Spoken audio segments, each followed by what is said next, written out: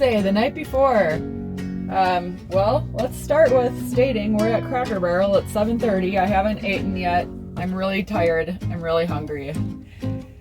This is not really what I want to be doing, but I'm doing it because I know that tomorrow I will appreciate it. So I just spent probably 45 minutes getting this ready. I cut up like 3 pounds of chicken. I got it all processed, as I call it. I like to cut all the fat off, portion it out, cut it up. I'm gonna cook all that. And then that way tomorrow when it's time to eat, whether it's breakfast, lunch, or dinner, I'll have plenty of proteins to choose from, which is my number one tip for prep, is having prepped protein. The veggies are really easy to throw together because, I don't know, I already have them pretty prepped in there. So I'm gonna cook up dinner. Mushrooms, of course, I'm gonna make a stir fry. And the biggest thing was just getting prepared for tomorrow, because there's no way in Hell's Hannah that I would sit and cook up all this chicken tomorrow on a busy travel day. So making sure I use what I have before it goes bad, and setting myself up for success, and so that I don't get hangry, and that Aaron's happy too. It's a win-win-win.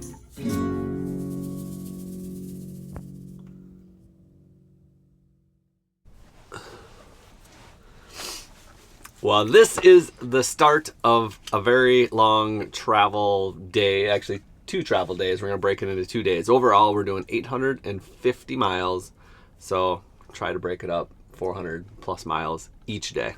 Definitely doable. It's on the longer of our normal stretches. We typically keep it like 350, 250, but if it's a trip like this and we don't want it to drag out all week long, then we'll certainly cram it in, because if you try to drag it out and make it too slow, it can really just decrease your productivity for working and your routine. Yeah, and long travel days in a Class B is probably about as easy as you're going to get as far as travel days.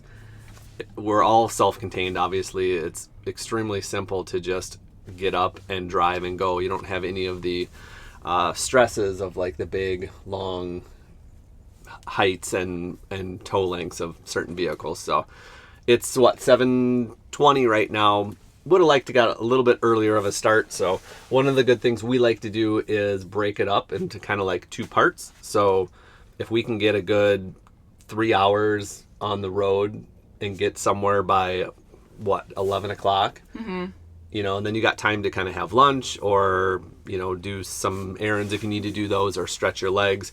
And then you can do another 3-4 hours after lunch and still get to your destination way before dark. Yeah. And with a Class B, it's a little bit more flexible, because we don't have the pressure of picking one final destination for the day, because we're not concerned about squeezing into other options. That's true. We don't have to go to just one location. There are multiple locations. And that's a good point. It's good to have different stops kind of planned out in your head along the way. We use apps and websites such as Campendium. It's usually like the main thing we use. It's extremely just reliable and simple. We like the peer reviews that people put in there, so you kind of get that first person experience on what it's like. So let's get on the road, and we'll see you at our first stop.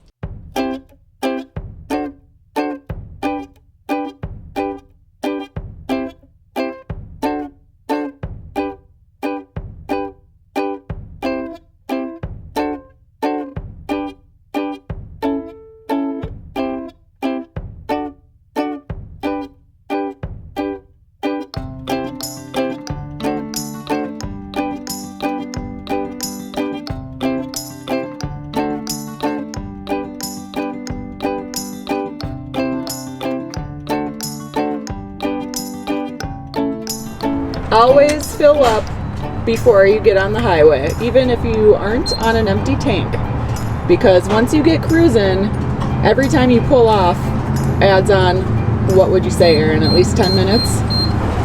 10, 15? Yeah, it seems like it's quick, but it's really not that quick to get on and off. So some of these tips that we're going to share, they might seem like a no-brainer to you, but they are important, and they can be forgotten about. So little things make a big difference for your overall travel time. And especially when we leave right away in the morning, we like to get on and cruise as far as possible without detouring. We have a 25-gallon tank. 26. 26-gallon tank. It usually gets us somewhere in the 350-mile range for that tank. Obviously varies depending on where you're driving and what you're doing, but that's what we typically keep in mind. This gas hose is leaking. Ew. Is there holes in it? I don't know. We're gonna move over and let them know though. Okay. You want to hear something crazy? Yes. So, the last episode of Breaking Bad, the TV show we just watched last night, and the main Wait, character. was that the very last one? No, I just mean the last one that we just watched. Okay. Walt made up one of his stories where he was getting gas and the hose started leaking and he got gas all over himself. He was trying to conceal something else, but he was making up a lie. But how weird is that for like the next morning? I've never had a gas hose Drip.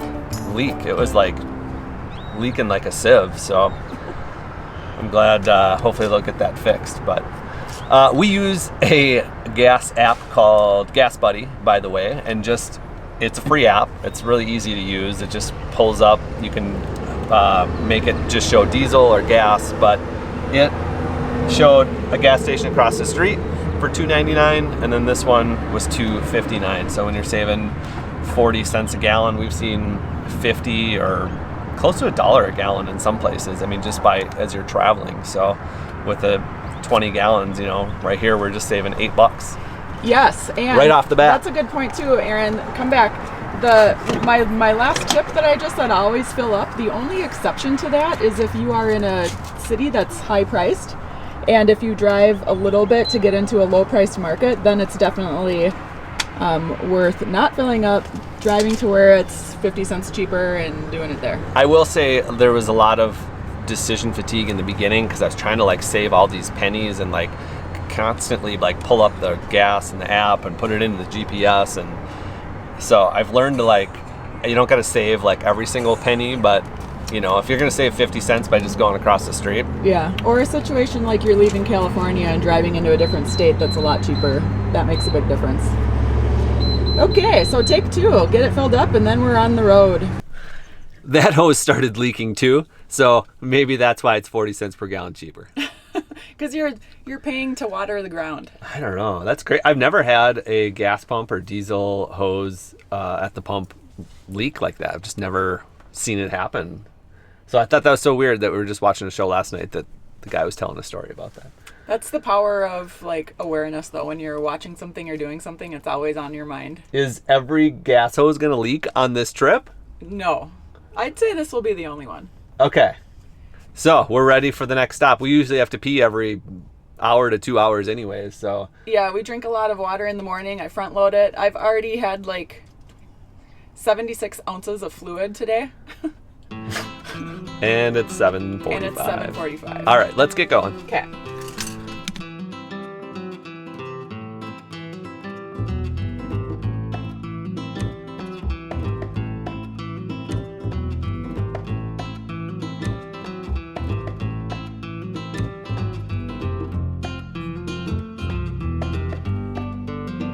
And this is not groundbreaking, but if you can time your stops for rest areas instead of going to gas stations and things that are a little bit further off the freeway, these are so quick and easy to use. So convenient, quick off, quick on. If you don't have tank space or you're stretching out your tank space, it's great because you can use their facilities.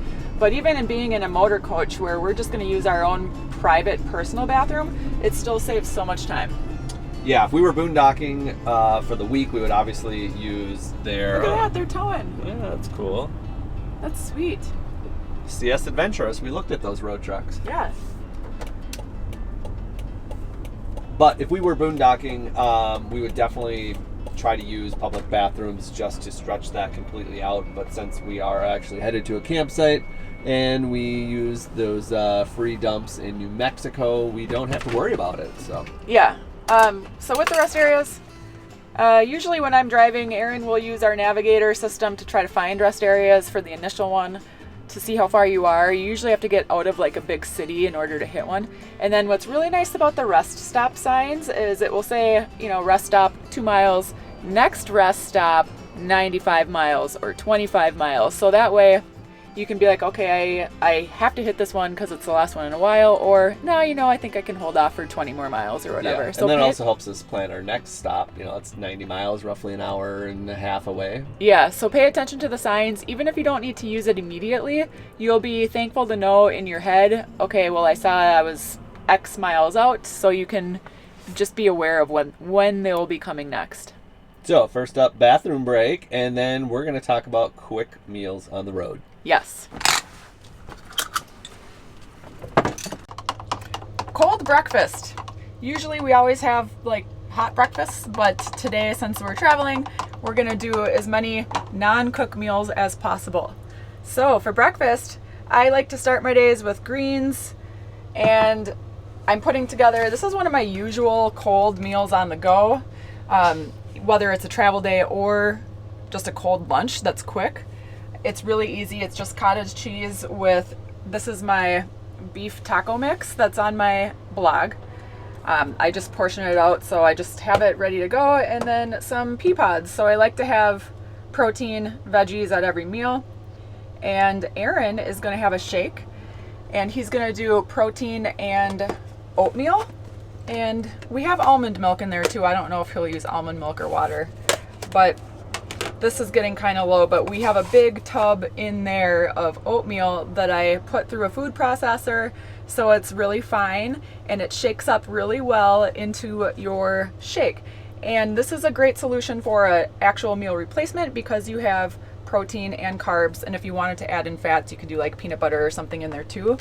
And one of my biggest pet peeves... So you don't have to use a Ninja blender or a NutriBullet or a Vitamix, you just use a blender cup. Yeah, shaker cup. We just use a shaker cup, and that's a good point. Of course, the shakes are better when you put ice in there. You use a big mixer blender, an electric blender, but it's not necessary. And also, what's not necessary is some of those expensive multi-level marketing shakes that people try to sell you. You don't need them. They are convenient and they are tasty, but actually this approach can be a lot better because it's customizable, because you can tweak the amount of protein, you can tweak the amount of carbs, and you can really control what you're eating for your goals. So that's my spiel on shakes. Make your own and save some money and control what you're eating. And we're gonna just get this going. Lunch, we'll probably do another form of cold lunch as well. And then we'll look forward to having a nice hot dinner tonight whenever we land.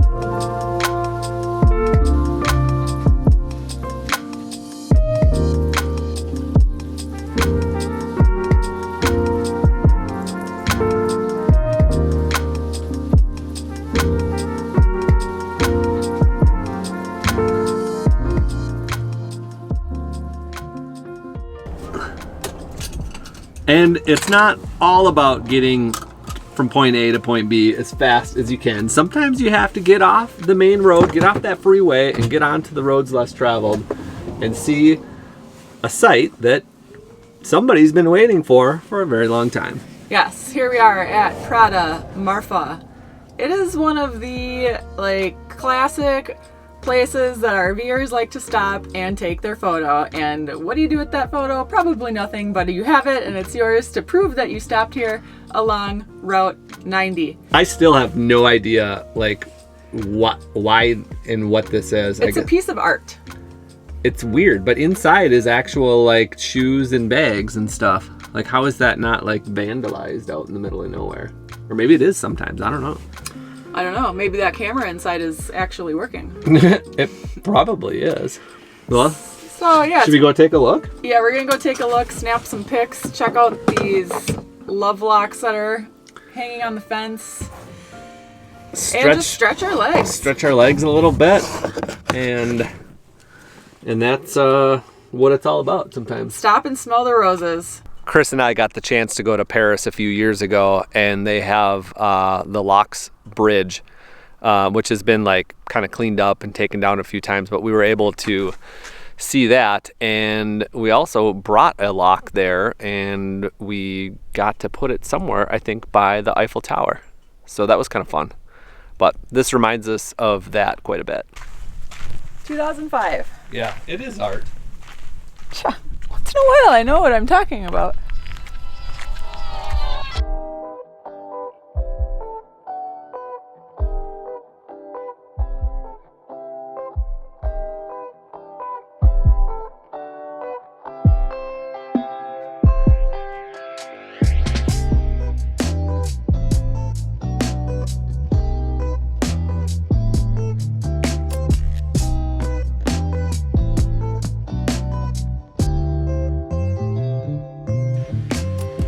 Hey, before you judge us for getting all touristy and taking pictures in front of this Prada store, look at what our dash cam caught. We left this running while we were there, and in the far back of the screen, you'll see a guy walking slowly down this desolate road in the middle of nowhere, slowly towards this Prada store. Now, as he gets closer, presumably it looks like he's hitchhiking across the country with nothing but the pack on his back. And what does he do? He stops at the Prada store to take a few pictures. We're not the only ones.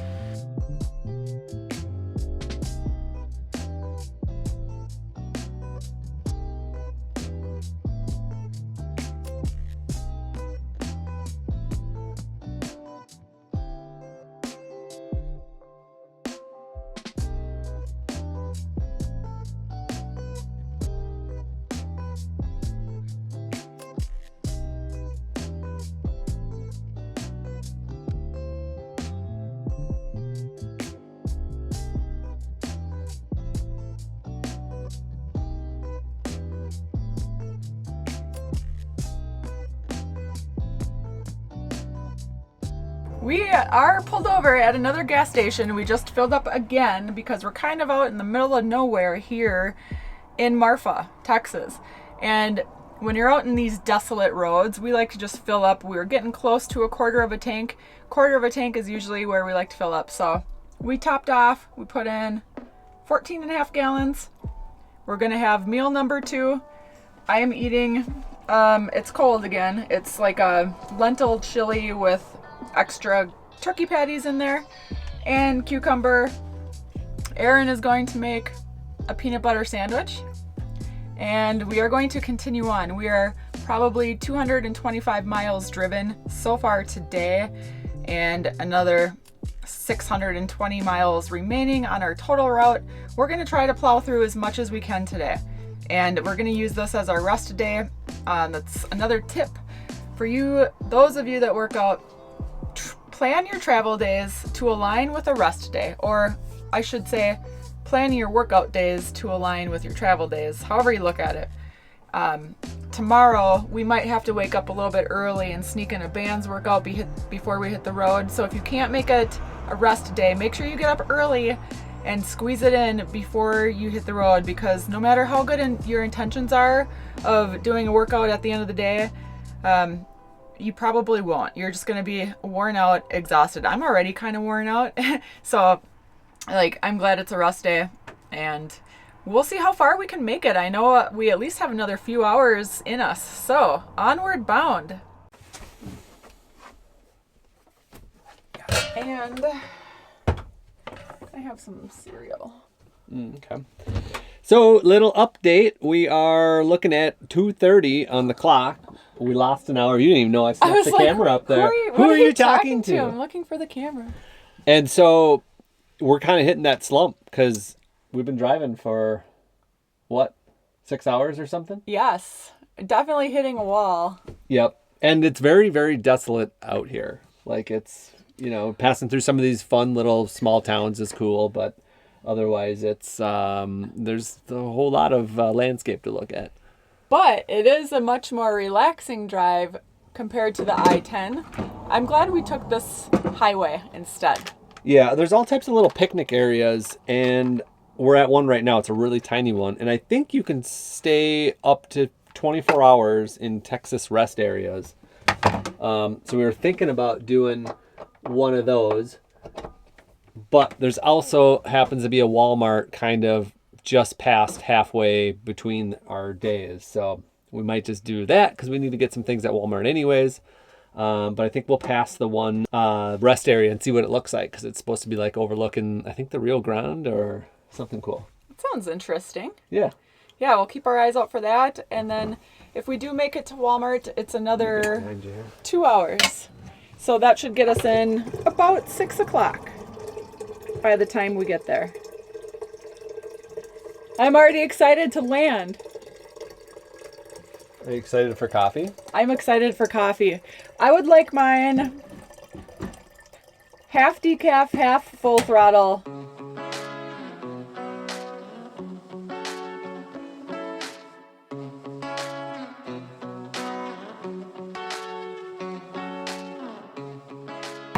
So you can fit 2 people in a Class B kitchen at the same time. However, it is not that enjoyable most of the time. 2 cooks in the kitchen. Depends on what you're making, I think, it is what it really comes down to. Yeah, we usually take turns just because it's easier, and that way you're not getting all up in somebody else's business because there's really not that much counter space. Yeah.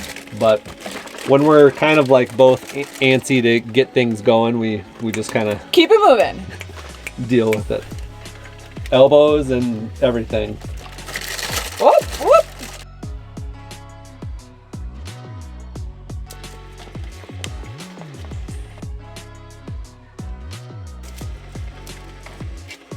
Jason and Ray got me hooked on that flavor. Thank you.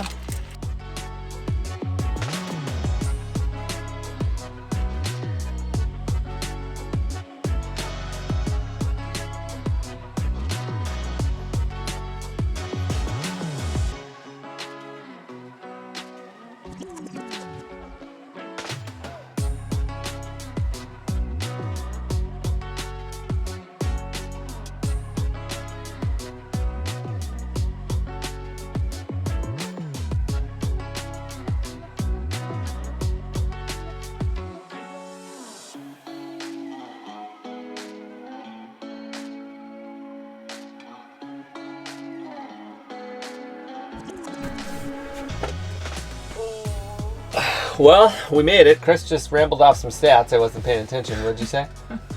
Well, 467 miles, 8 hours on the engine, but about 9 hours real time. Total, counting like our stops and stuff.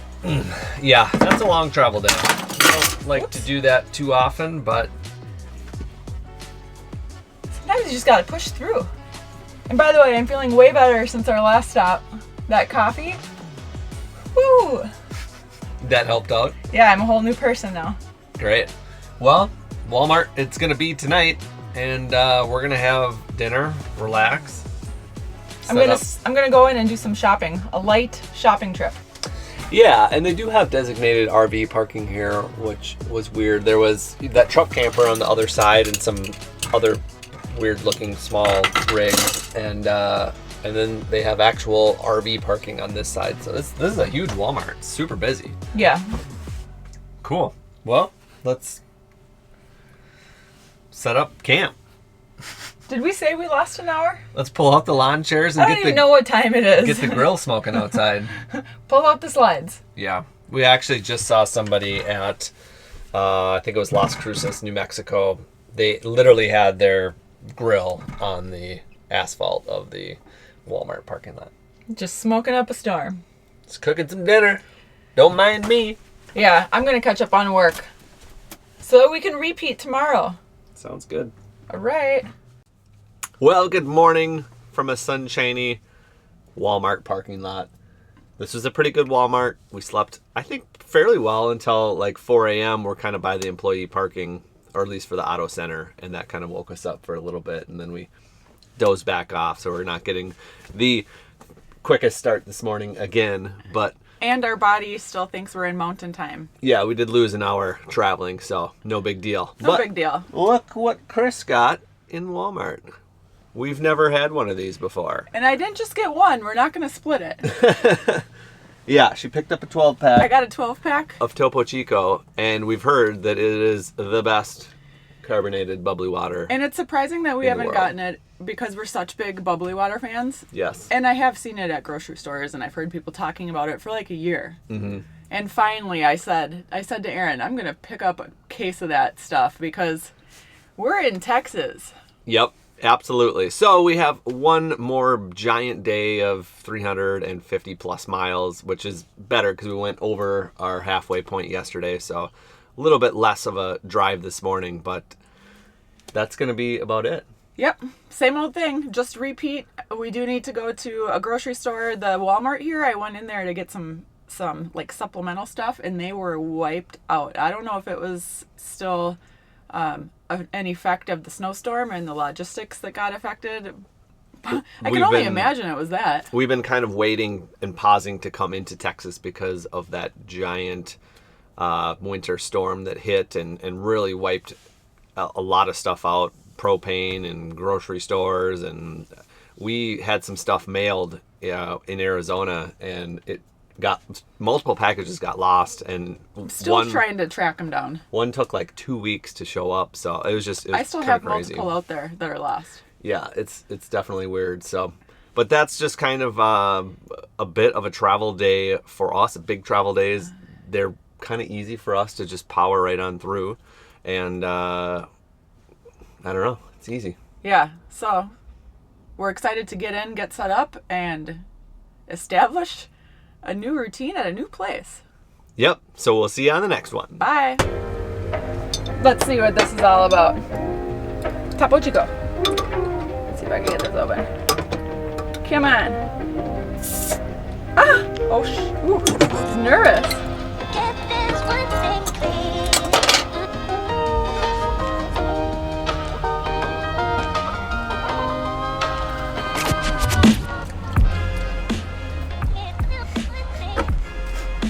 Yum. That's it? That's it? Go back in for more. Is it the best water you've ever drank from Mexico? Probably, because I don't think I've ever had water from Mexico. It's really good though.